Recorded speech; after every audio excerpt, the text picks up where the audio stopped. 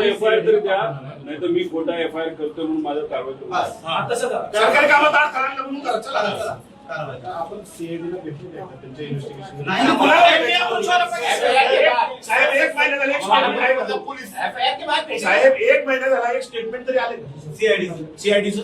बरं आम्हाला सांगा, सीआयडी बरोबर तुम्हाला माहित नसेल कोणाला बोलवलं सीआयडी नाही. त्याचा रोहित सिंग अमेरिकेत जाऊन आला, तो दिल्लीत येऊन बसला, सीआयडी त्याला अजून नाही बोलवलं. विके सिंग जो मालक आहे त्याला अजूनपर्यंत बोलवलं नाही. त्याच्याजवळ मेंटेनन्स करणारा महाराष्ट्रात बसणारा जो त्यांचा माणूस आहे त्यालाही अजून बोलवलं नाही. सीसीटीव्ही बद्दल फक्त इथे गोळा केलेलं त्यांनी आम्हाला कळालं.